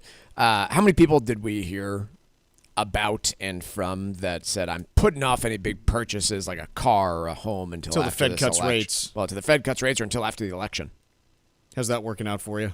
If you did, and you were eyeing that home back in September, October, and you said, you know what, I just can't pull the trigger on this. I want to see if maybe Kamala gives me that $25,000 first-time home buyer credit. Well, you've eaten all that up and more with the increase in interest rates up over 7% now. So, again, politics matter, but usually not for the reasons you think. And you can always refinance. Yeah. Like if rates go down, let me tell you the best thing about 30-year fixed-rate mortgages. It is quite literally, it's a one-way contract. It is rent control for homeowners with the ability to change the contract if it moves in your favor. Right. And only that direction. It's absolutely wild. It's a steal. I don't know. Well, I do know why banks do this, but quite honestly... Well, can we explain why banks do this? Yes. Because the federal government... Covers them. Right, not like... The federal government comes in and says, we will buy those mortgages off your Yes. balance sheet and give you cash if Yes. you go and issue them, because we believe that Americans... They don't cover the ones that they keep on their balance sheet, but yes, for the mortgage writers who all they do is, we underwrite it and then we sell it off to someone else. Yeah, the federal government is taking that risk. Mm-hmm. And so that's why they do it, is because we've decided that the key to a healthy economy is home ownership and home construction. Yep. And I just wanted to make sure that was clear, because we tend to sugarcoat and say, oh, all government intervention is bad. And I'll just say the only reason you get a 30-year fixed rate mortgage with the option to refinance down, it's not free market. It's based on our government intervening and saying, we'll buy that stuff up. Otherwise, that does not exist. No, at least not at the rates that it currently sits at. It might still exist. It might be 1 or 2 percentage points higher to be, like it might be 9% otherwise instead of 7. Businesses can't borrow this way. Yeah, I think exactly. It's no one goes to a business, hey, do you want a really long-term loan that you can get out of at any point if rates move lower? Yeah. Oh, sure, yeah, that sounds great. It's offered to like 6 companies. Microsoft, Apple, basically the ones that are more creditworthy than the United States government, Right, those ones can do it. Other than I was that, going to say, like, the U.S. government doesn't even get this deal. No, they don't. Homeowners are treated better than the U.S. government. Not quite, because the rates are a little higher, but not much. Yeah. Not much given the overall credit quality disparity that we see. Let's see. I want to talk a little bit about oil here, because this is... We're at kind of a fascinating juncture right now when it comes to energy prices. You've got oil floating around right in the high 60s, low 70s, and can't really seem to get traction in either direction. On one hand, you've got this idea that, hey, there's economic malaise coming, not just in the U.S., but around the globe, and so that's kind of capped upside in the short term. On the other hand, you got really low oil inventory levels domestically, and you still have Middle East concerns that are out there. And so it's kind of like, gee, well, how, every time this thing starts getting cheap, something happens and, it kind of bounces off the 65 level. So we've been hanging out between, 75 a barrel and 65 a barrel really for the last 3 months or so now, since mid-August. And I think it's unclear exactly what direction we're going to move in next. But we've got your big oil companies reporting earnings today, and Exxon and Chevron, at least at this point, saying, yeah, this cheaper oil is impacting us simply because we're not seeing as much flow through volume, that we would want to see. And where we are seeing it, the margins aren't as good. And so, yeah, it has not been a great quarter for our profits. Right. That's kind of what we're seeing there. But the thing that's fascinating here is just the sheer amount of oil that we are producing in the United States right now. It's north of 13 million barrels a day. It's 48% higher than Saudi Arabia. Let's let's say that again, just because I think oftentimes we're like, oh, we import all of our oil. Yeah. But the United States, as of right now, is producing 48% more oil per day than Saudi Arabia. And I think this is an important contextualization outside of oil markets too, right? How many conversations have been had over the last few years about, well, we can't possibly change to battery technology because look at all the rare earth materials. Where are we going to find them? We'll never be able to produce them domestically. We'll always be buying from the Chinese. And the same things were said about oil in the 1970s. Yeah. And so I generally find that when you put a market into something, you find ways to get it. And that's the perfect example here with oil. When you define a market, when you have a free market price on something, if the market determines that it's valuable, you'll go find it. It doesn't really matter where it is. And here in the United States, the innovation and changes you've seen in oil production in the U.S. are wild. I'm nowhere near an expert on this subject, and their ability to get the oil out of the shale is fascinating engineering in and of itself. Kind of funny that nobody actually wants to go work in that industry, but it's a lot of money to be made still. Wild in terms of the development of the U.S. oil industry. And I just want to read one paragraph from this Bloomberg piece just because this stuff's fascinating. It's wild what you can do now. Conventional wisdom called for drilling 4 wells into the ground and then horizontally to access layers of oil-soaked rock, a technical feat perfected by the U.S. shale industry. So already you're talking about horizontal drilling, which 20 years ago, impossible. People were like, how do we do it? This is talking about a company, Matador Resources, and how they were trying to drill in this one area. The plot of land, though, was too narrow, limiting each well reach and likely making them unprofitable.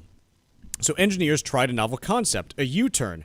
After boring vertically into the shale layer, they then went sideways for a mile, curved the well around, and drilled back to where it began. Matador was able to pump the oil with 2 wells instead of 4, essentially cutting costs in half.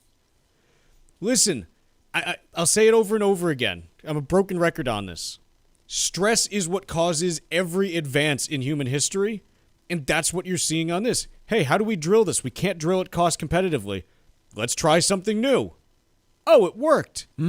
Progress. This is what it looks like. Quick break here. When we come back, we're going to be joined by Ted Rossman from Bankrate talking about holiday shopping and specifically those impulse purchases where you're like, oh, I got to get that and that and that. Well, he'll talk to you about what we're seeing for trends in America when we return. Tune in for Trivia, brought to you by Applebee's. Every day at 11:20 for your chance to win cool prizes. Text us at 617-362-1385 and use keyword Applebee's. Complete rules are available at financialexchangeshow.com. This is the Financial Exchange Radio Network. Last year, we introduced you to Mark Vaughter, CEO of Veterans Development Corporation. Mark is a career military man, and we're proud to have him back as the presenting sponsor of the 2024 DAV 5K Boston. I'm a proud partner of the Disabled American Veterans, Department of Massachusetts. The DAV does incredible work, and it was one of the first organizations I became familiar with after my military service ended in 1984. As I built my company, Veterans Development Corporation, I did it knowing that I'd be giving back to fellow vets who need jobs, support services, medical supplies, and much more. I work with disabled veterans every day, and is one of the key reasons why I'm such a big supporter of Dan Stack and the Disabled American Veterans, Department of Massachusetts, in this year's DAV 5K Boston. Please join me in supporting this tremendous cause by taking part in this year's event or by making a donation to the DAV. Veterans Development Corporation is proud to be the presenting sponsor of this year's DAV 5K, taking place on Saturday, November 9th at Fort Independence in South Boston. To register for this year's race, visit dav5k.boston. Hi, this is Mike Armstrong from the Armstrong Advisory Group. Fine-tuning your financial strategy as the year comes to a close is very important. So this month, we're sharing what we believe are the most critical year-end financial tips. As 2024 winds down, there are several opportunities for you to consider that may help you end this year without worrying about your overall planning strategy, such as contributing the maximum amount of money to your IRA or 401k plan, offsetting your capital gains, and maximizing your charitable giving. We'll walk you through these issues and more in our new free guide called the Top Year-End Financial Tips. Get yours today by calling 800-393-4001. Again, it's the Top Year-End Planning Tips from the Armstrong Advisory Group, and you can request it by calling 800-393-4001. The proceeding was paid for by Armstrong Advisory Group, a registered investment advisor. Nothing in the ad or in any Armstrong guide is specific financial, legal, or tax advice. Consult your own financial, tax, and estate planning advisors before making any investment decisions. Armstrong may contact you to offer investment advisory services. Isn't it time for you to fall naturally in rhythm with America's Caribbean paradise? The U.S. Virgin Islands are St. Croix, St. Thomas, and St. John, and they're the perfect spot for your next incredible vacation. Whether it's the rich history of St. Croix, the pristine beaches of St. Thomas, or the peace and tranquility of St. John, the U.S. Virgin Islands has everything you need to enjoy a spectacular holiday. Go to visitusvi.com and check out the American Caribbean, where you'll find all the information you'll need to book a trip that you will never forget. Travel to and from New England is simple, and your stay will be hassle-free because this is the American Caribbean. There's no passport required and no money to exchange. Make it a romantic getaway or a week-long family vacation. The friendly folks of the USVI are waiting to welcome you with open arms. So get out of the cold and head to America's Caribbean paradise. Go to visitusvi.com and book your trip of a lifetime today. That's visitusvi.com. Legacy planning is incredibly important. Cushing & Dolan's new guide is called Making the Most of Gifting Assets. In it, you'll learn that some gifts to your children can be problematic, especially if there are financial difficulties or a divorce proceeding. Get your guide today by calling 866-848-5699. That's 866-848-5699. Or request the guide online at legalexchangeshow.com. The proceeding was paid for and the views expressed are solely those of Cushing & Dolan. Cushing & Dolan and or Armstrong Advisory may contact you offering legal or investment services. Cushing & Dolan and Armstrong Advisory do not endorse each other and are not affiliated. The Financial Exchange and Veterans Development Corporation are proud partners of the Disabled American Veterans Department of Massachusetts. The DAV provides thousands of hours of voluntary services at our VA medical centers and is the only DAV department in the country to lead a veterans housing initiative for single veterans and for those with families. These programs are critical to serving our veterans in their time of need. You can help our great American heroes by making a donation today. Please visit davma.org. That's davma.org. The Financial Exchange streams live on YouTube. Like our page and stay up to date on breaking business news all morning long. This is the Financial Exchange Radio Network. Joining us now is Ted Rossman from Bankrate to talk about the holiday shopping season and impulse purchases. Ted, thanks for joining us. No problem. Thanks for having me. So my neighbor Rob last night while we were trick-or-treating, I think, had the perfect description of the kickoff of the holiday shopping season and the absurdity linked to it. He was in the Home Depot just a couple days ago and was staring down a Chucky animatronic doll type thing with a knife in its hand, a bloody knife in its hand that's stabbing back and forth. And directly next to said gory animatronic Chucky was a nicely bearded and rosy-cheeked Santa Claus ready to hand out presents. And that's where we've gotten here is the holiday shopping season has definitely kicked off. If you go and look through your Home Depots or probably just about everywhere else as well. Walmart had their big kickoff down in Orlando with their employees a couple weeks ago, I think now. What sort of tips do you have for folks as the Christmas creep comes in here and, there's more and more pressure as we get out there shopping to fill those carts? Any tips for shoppers? You're right. Christmas creep is a real thing. It is encroaching on Halloween. The holiday shopping season is already well underway. I mean, a lot of big retailers started their best sales a few weeks ago, and half of holiday shoppers have already started. I actually like the early start. That's one of my tips is even if you're not ready to start buying stuff, at least set a budget, make a gift list, start setting money aside. You probably still have 4 paychecks between now and the end of the year. If you save a couple $100 from each of them, that gets you right around the National Retail Federation's average projected expense of $900 per shopper. So that's a good tip to start early. Look to stack discounts too. It is going to be a buyer's market this year. Retailers are having to get aggressive on price. Consumer spending has slowed in a lot of these holiday favorites like clothes, toys, electronics. There are a lot of good deals out there. But don't stop with the 30% off store promotion. Combine that with the rewards credit card that you hopefully pay in full and avoid interest. That could be a second way to save on that same purchase. A third way might be to go through an online shopping portal, something like Rakuten or Shop Through Chase. You could actually combine all three of those saving streams on the same purchase. Ted, this is a shortened holiday shopping season based on where the Thanksgiving holiday falls, which is probably why they're pushing things early. What are you hearing from retailers about their own expectations, other than what you just described of rolling out discounts and trying to get shoppers in the store early? A lot of the projections are for something like a 2 or 3% gain over last year's sales. That's what the National Retail Federation and MasterCard and Deloitte and others are saying.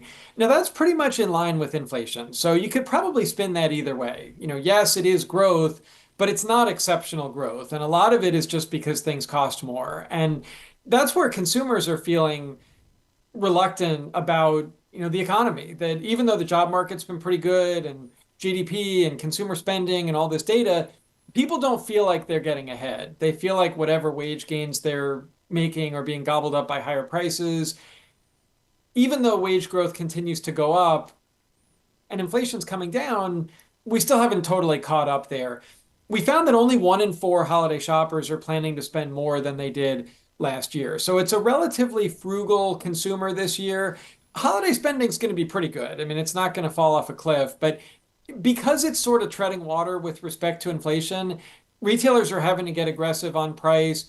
When people are splurging these days, it's more likely to be on experiences like travel and dining than on physical goods.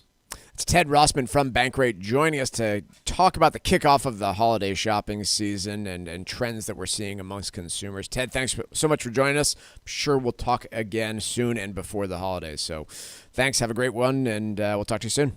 Sounds good. Thanks. You too.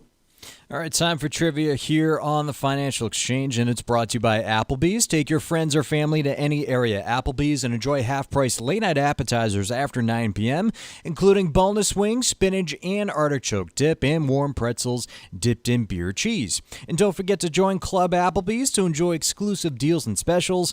You'll get a free appetizer just for signing up. Now, that's eating good in the neighborhood. Void where prohibited. Dine in only.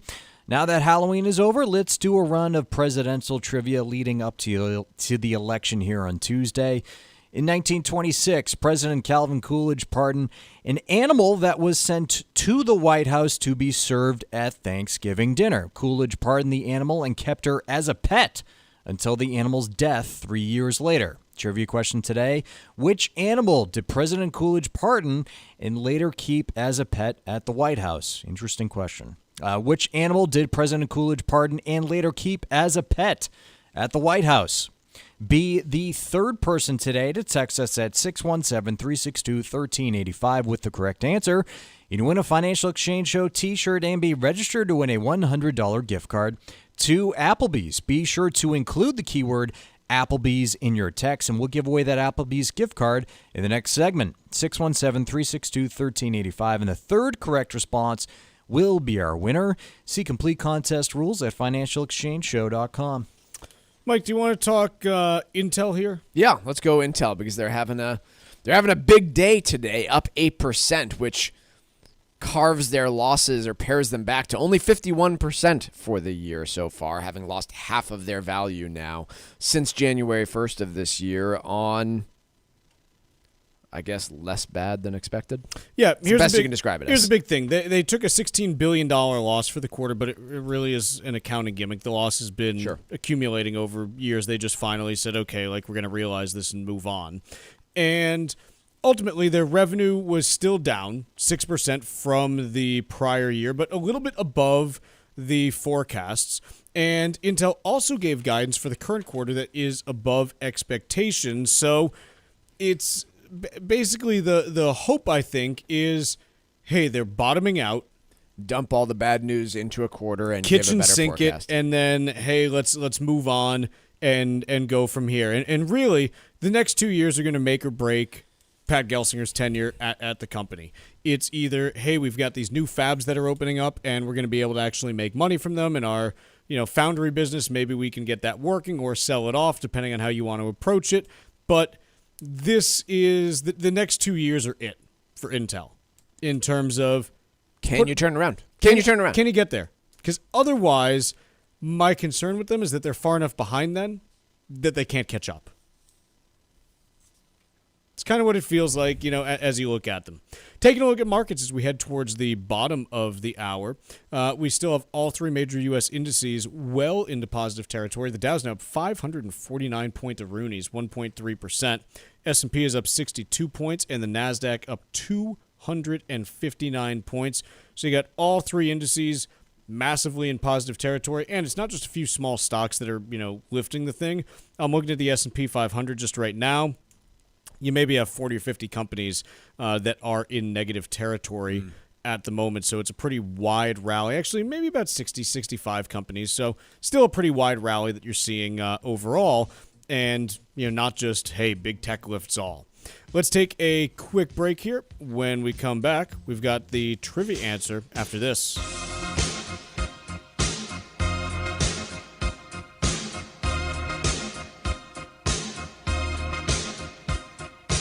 Bringing the latest financial news straight to your radio every day. It's the Financial Exchange on the Financial Exchange Radio Network.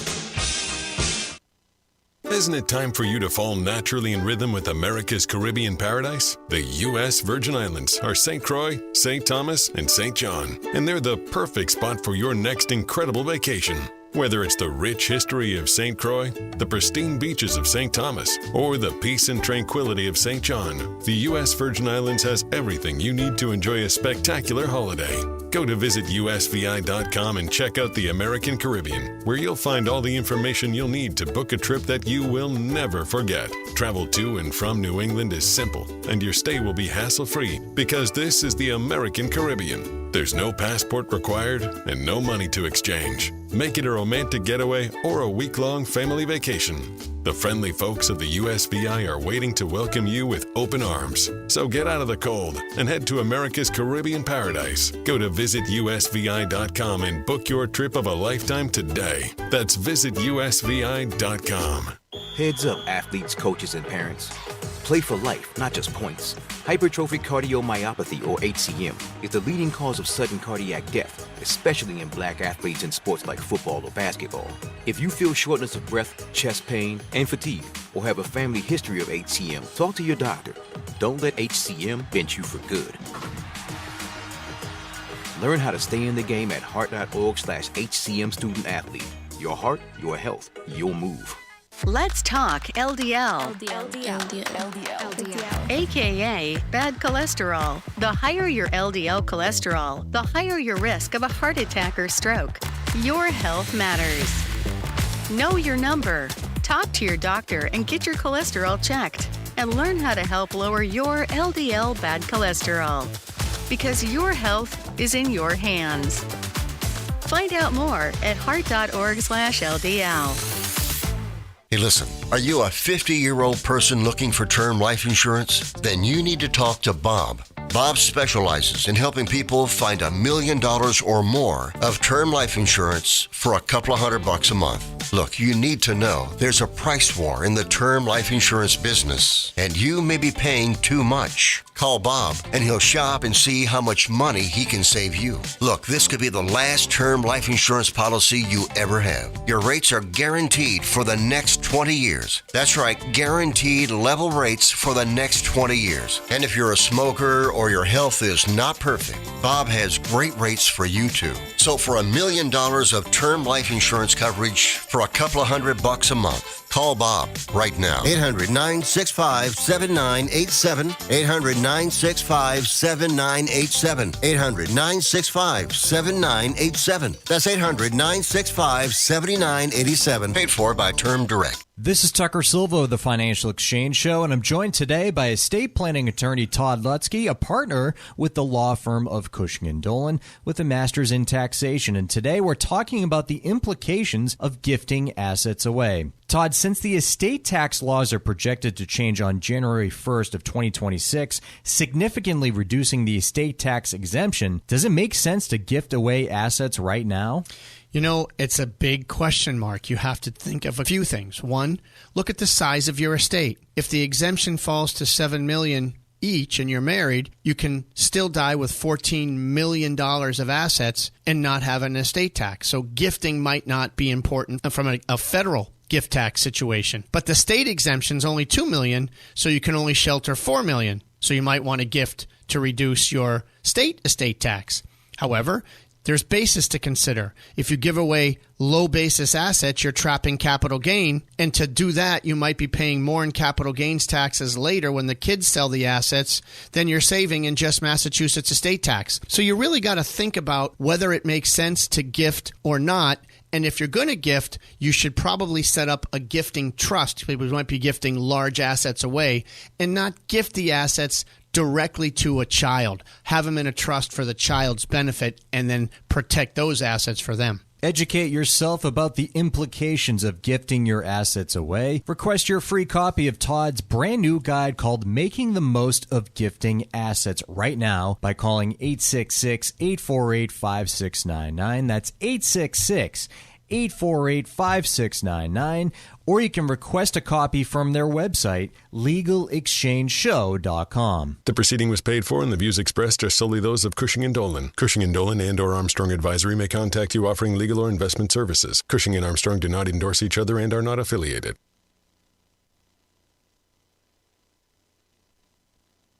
Miss any of the show? Catch up at your convenience by visiting financialexchangeshow.com and clicking the on-demand icon where you'll find all of our interviews and full shows. This is your home for the latest business and financial news in New England and around the country. This is the Financial Exchange Radio Network. Trivia question today was, which animal did President Coolidge pardon and later keep as a pet at the White House? That'll be a raccoon. President Coolidge was sent a raccoon by a farmer to be served as part of the Thanksgiving dinner held at the White House. Coolidge had no desire to eat a raccoon and instead kept her as a pet and named her Rebecca.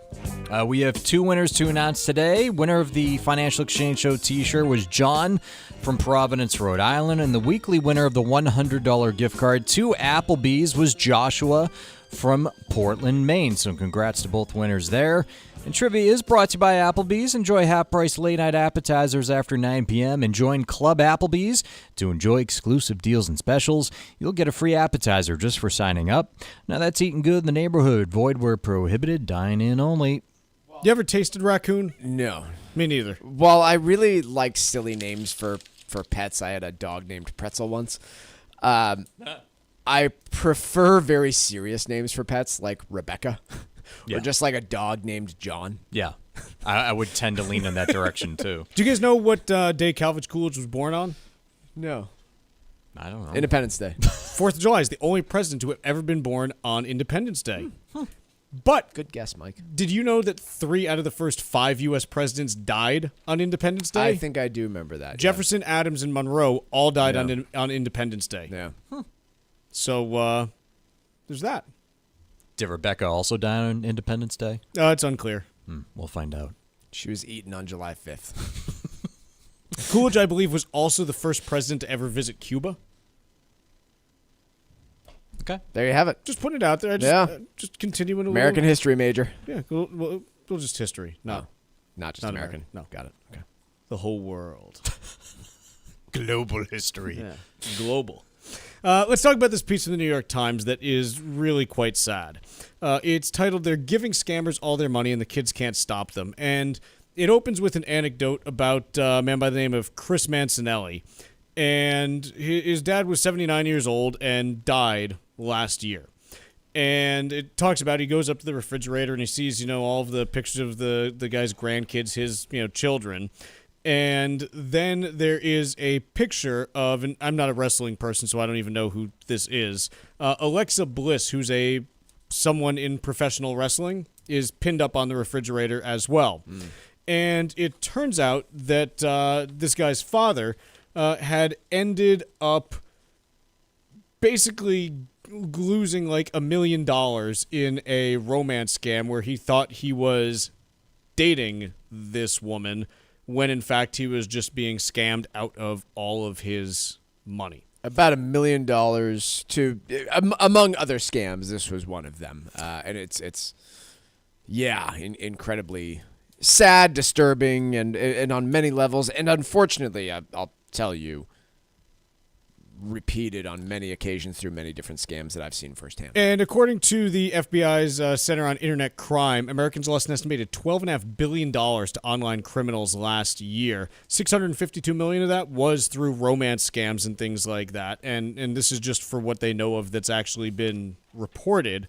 And pretty much what you see is that there's a lot of cases where, look, kids know that their parents, their elderly parents, are being scammed out of their money and are trying to stop them, but they have no legal authority to do so, actually. Yeah, this case was actually pointed out where the son knew what was going on, probably, I'm guessing, based on this the taglines in the story, had power of attorney over his father, removed money from his father, took it away. $100,000, his last $100,000, he removed it and said, "You're not scamming this away anymore." His father sued him. Yeah. His father was convinced that this was reality. His father sued him. I don't know if he regained control of the money or if the son just gave up at that stage, but the tools that family members have to deal with this sort of thing are kind of crap, to be quite honest. They're pretty garbage, and I understand why, because they are, the more power you give, the more potential for abuse that exists there. But the tools are not great. If you find a loved one in this situation, pretty much your only option, if it gets this severe, is to bring that person to court and have them declared incompetent by the court. Which is not easy. Not easy, and also not always the case. No. Right? Like, just because you're falling for a scam doesn't mean that you have no competence to manage your own finances. That's what I meant by not it's not just like, that doesn't mean you're incompetent. It just means that you're gullible, right? Which is completely different. And look, I know that we all think that this can't happen to us, because we all think that we're so smart. And this specific one might never happen to you. But I'll give another one. Like, I know somebody firsthand who has been funneling tens of thousands of dollars onto subscriptions for get-you-rich-quick schemes. Yeah. And subscriptions to bogus newsletters and things that are just absolute garbage out there. And the ability for that person's family to control it in any meaningful way is tough. And there's tons of different ones out there. Look, you got romance scams out there. You've got scammers pretending to be, the bank, saying, "Hey, your account's going to be closed unless you put money into a new account," and like sending wads of cash in this. Like it's really, there's all kinds of different ones out there. And the biggest thing that I can say on any of this, is always keep your guard up when it comes to, the second anyone asks you for money, make sure you know exactly who you're talking to first and foremost. But second, regardless of who you think it is, whether it is a family member, someone claiming to be from a financial institution, someone claiming to be from the government, whoever it might be, whoever that person is, calmly hang up the phone, say, "Hey, I'll call you back in just a minute. Something else is going on." Find a number somewhere else for that person or institution. Confirm that it's the right number to call, and then call that number. Yeah. Because it's so easy to spoof phone numbers and voices and all kinds of stuff these days.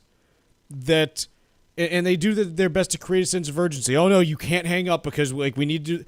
Nothing needs to be done right now. Yeah.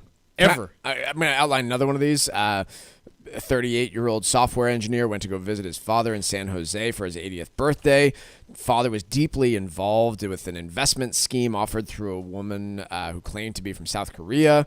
He was up one morning, laser focused on real-time chats and charts tracking gold spot market. The next day, the whole thing was a hoax. The whole platform was fake. The money that he had wired into quote-unquote an account was gone. And Yeah. The father had been convinced that his account had grown to $5 million. Very next day, can't get any of the money out, $1 million gone. Gone. And always, if it sounds either too good to be true or too bad to be true, usually it's not true. It's kind of what it is. So I can't stress enough. You unfortunately have to be vigilant on this stuff all the time. Yeah. You just do, because there's so many different ways that people can scam you. Isn't it time for you to fall naturally in rhythm with America's Caribbean paradise? The U.S. Virgin Islands are St. Croix, St. Thomas, and St. John, and they're the perfect spot for your next incredible vacation. Whether it's the rich history of St. Croix, the pristine beaches of St. Thomas, or the peace and tranquility of St. John, the U.S. Virgin Islands has everything you need to enjoy a spectacular holiday. Go to visitusvi.com and check out the American Caribbean, where you'll find all the information you'll need to book a trip that you'll never forget. Travel to and from New England is simple, and your stay will be hassle-free, because this is the American Caribbean. There's no passport required and no money to exchange. Make it a romantic getaway or a week-long family vacation. The friendly folks of the USVI are waiting to welcome you with open arms, so get out of the cold and head to America's Caribbean paradise. Go to visitusvi.com and book your trip of a lifetime today. That's visitusvi.com. Piece from CNBC today. Google, I guess, had an all-hands meeting yesterday, and this one just kind of more humorous than anything else. It's humorously dystopian, but yeah. I don't think this is as bad as a lot of the other stuff that we've covered about companies handling things badly in recent years. I'm sorry. It says they had an all-hands meeting on Wednesday, which is the weird part, because the executives were all dressed up in Halloween costumes. Quote, Google's chief scientist, Jeff Dean, wore a starfish costume. But it was Wednesday. Like, yesterday was Halloween. People wear costumes all week on Halloween week. Do they? CEO Sundar Pichai I wore one on Wednesday. Oh, yeah. Wore a black T-shirt that read Error 404. When I costume was not covertly found. working for Google. So anyway, the all-hands meeting was scheduled in reaction to their earnings call, where they talked about cost-cutting. And then the executive team showed up in Halloween costumes to tell people that, hey, we're not laying you off today, but yeah, the cost cuts are real, and you should be aware that we're thinking about this. To be fair, the reason that I say this isn't as bad as like other places, if someone showed up in like the Grim Reaper outfit, oh god, like Sundar Pichai's in the Grim Reaper costume, like okay, that now we're talking, we got some real problems. I know, but if I'm going to be told that I might lose my job, I really don't want to hear it from a starfish. Yeah, or Harry Potter or SpongeBob or something. I really don't.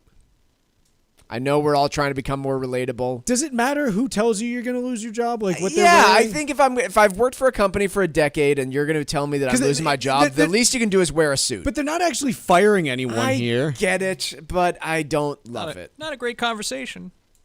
I don't think this is as bad as some of the other stuff. I agree. I think there's plenty worse stuff out there. I think it's a stupid oversight, but there have been far worse HR blunders in the last couple of years than this. 100%. Don't cry to your employees when you're telling them that you're firing them all. Like, agree. There have been far worse blunders, but it's not like this meeting was out of the blue. You knew that you were going to have an all-hands meeting telling your employees about cost cuts, and you decided to wear Halloween costumes.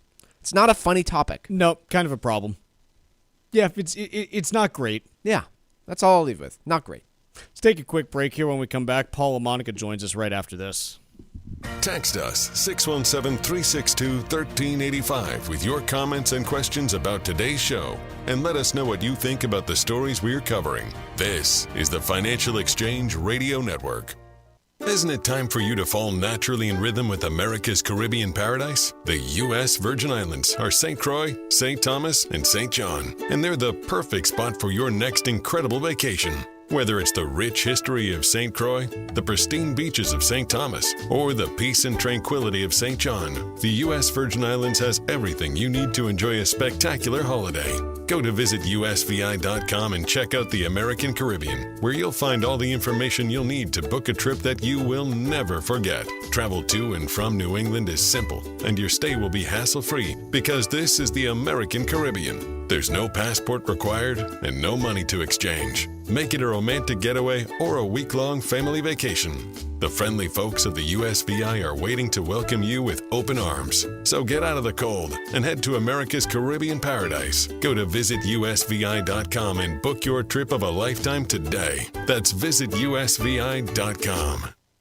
Securing your family's financial future is one of the most important elements of estate planning. Cushing & Dolan are experts in elder law. Their brand new guide is called Making the Most of Gifting Assets. It seems like an easy decision to simply leave everything to your children, but some gifts can cause major complications. Call 866-848-5699 and request your guide today. It'll help you understand the pros and cons of leaving assets to your children. Gifting can be beneficial. However, if the gift is a significant asset, like your primary home, and your kids suddenly decide to sell it, that gift could create massive capital gains tax problems. Whether you're deep into the planning process or just starting out, this new guide contains the information you'll need to make the right decisions for your overall plan. Get your guide today by calling 866-848-5699 or request it online at legalexchangeshow.com. The proceeding was paid for and the views expressed are solely those of Cushing & Dolan. Cushing & Dolan and or Armstrong Advisory may contact you offering legal or investment services. Cushing & Dolan and Armstrong Advisory do not endorse each other and are not affiliated. With the year coming to a close, now's the perfect time to address some important financial considerations as you begin to think about your plans for 2025. Hi, this is Mike Armstrong from the Armstrong Advisory Group, and our new guide is called the Top Year-End Planning Tips. In it, we discuss the significance of several concepts that are all crucial to your overall planning. Topics such as family gifting, tax loss harvesting, and properly calculating your required minimum distributions. Understanding these, among others, may help you with certain decisions you're considering as we head into 2025. Call the Armstrong Advisory Group at 800-393-4001 and get your free guide today. Let us help you finish 2024 without worrying about your financial strategy while setting you up for a positive start in the new year. That number again is 800-393-4001. The proceeding was paid for by Armstrong Advisory Group, a registered investment advisor. Nothing in the ad or in any Armstrong guide is specific financial, legal, or tax advice. Consult your own financial, tax, and estate planning advisors before making any investment decisions. Armstrong may contact you to offer investment advisory services.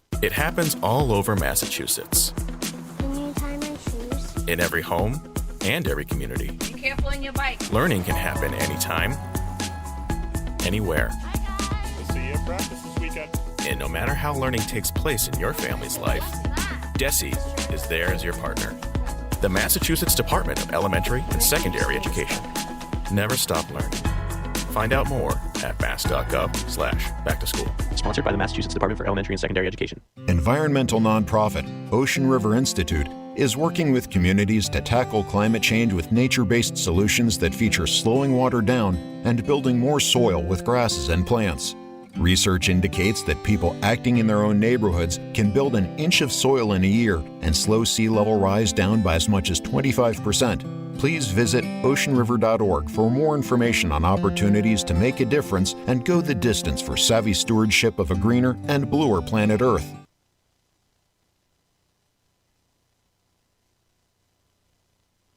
If you missed any of today's show, catch up whenever you want on our YouTube page. Find daily show segments and full shows. Just go to youtube.com and search for The Financial Exchange. This is your home for breaking business and financial news. This is the Financial Exchange Radio Network. Ladies and gentlemen, the weekend. As promised, we're now joined by Paul and Monica from Barron's. Paul, how are you today? I'm good, thanks. How are you? Nice little rally we've got going into the weekend. I know it makes everyone feel a little bit better after yesterday, at least. So let's talk a little bit about Amazon, who is one of the companies rallying the most today. By my math, they are up somewhere in the ballpark of $160 billion. So adding, just a Verizon to their market cap on a day. What went right for them this quarter? Yeah, 7% gain. The market cap's back above $2 trillion. I think what went right for them is that, the guidance obviously is pretty solid going into the holidays. The sales growth was healthy, above forecast. But when you really look at it, I think, the AI investments are paying off. And particularly, I think when it comes to AI features for Amazon Web Services, AWS is just a beast. I mean, this is a company that you look at the total numbers, 27.5 billion in revenue for AWS. That's up nearly 20%. And what's really just mind-boggling is that the operating profit, for AWS is 10.5 billion. So the margins are just phenomenal for that part of Amazon. And I think that's what investors have been valuing the company on probably for some time, not so much the core retail business. When we talk about that cloud space, everyone these days is talking about how they're implementing AI in cloud. What's Amazon specifically doing, and are there any signs that they're starting to generate additional revenue specifically from AI at this point? Yeah, I think all of the companies that are trying to add AI offerings to their various services, and Amazon's doing it both with shopping as well as on the cloud side. It's an open debate whether or not these companies are spending too much. I mean, it was only yesterday that Microsoft and Meta got punished by Wall Street for appearing to have AI investments that weren't really panning out. But I think, the Amazon results today, it's a testament to the fact that if you are putting up strong earnings and revenue growth while continuing to spend, Wall Street will probably be more forgiving in that scenario. And I think that's what happened with Alphabet numbers earlier this week as well. The Google, YouTube giant also had some pretty solid numbers. So that's a big reason why that stock had a nice pop as well. Paul, what's going on with kind of the original core business for Amazon, which is selling a bunch of stuff to people? What does that look like these days in terms of growth and or margins? Yeah, I mean, margins are still a little bit tight on the core retail side because it's retail. I mean, so that's something that I think investors have grown to accept. But Amazon has done a very solid job still gaining market share. I think for many consumers right now and investors, it's perceived as a two-horse race with Amazon and Walmart really dominating the consumer shopping experience right now. And we're heading into the holidays. A lot of people are going to be spending on gifts, and that's why I think, one of the reasons why the fourth quarter outlook was pretty healthy as well. What about the streaming business that they have? Does that contribute anything materially to the company, or do we just not really know what's going on because of how they structure their units? Yeah, I think it's hard to necessarily say. I mean, there is an advertising component that comes in to streaming that gives them a little kick as well from the streaming side. But clearly, Amazon is looking at streaming things like the NFL and some of their other exclusive offerings as a way to just boost the Prime memberships, and that's something that Prime members are continuing to grow. Amazon's a little bit opaque with the exact number of memberships, to the consternation of some analysts out there. But by all accounts, Prime memberships are continuing to grow pretty dramatically, and I think the streaming aspect is one part of it. I mean, if you're already going to be considering watching NFL on Thursday nights and shopping at Whole Foods, for example, why not get that annual Prime membership, which they've also shown an ability to boost the subscription for and not really lose much in the way of revenue. Fantastic. Paul, appreciate you joining us. Have a great weekend, and we'll talk to you soon. Thanks a lot. Appreciate it. That is Paul Monica from Barron's talking about Amazon. Taking a look at markets as we head towards the top of the hour. The Dow up 468 points, the S&P up 48, the Nasdaq up 213 points. So a lot of green on the board. This despite a jobs report that was disappointing with 12,000 jobs added this morning, though the caveat, hey, it was during a time where we had two hurricanes that had just come through, so we don't really know what this one actually means, and we'll have to look for more clarity in the coming months. We are done for the day and for the week, but we'll be back on Monday. We will. That's At least the plan. Yeah, I'll be here. And so I hope you all have a great weekend, and we'll see you Monday on the Financial Exchange.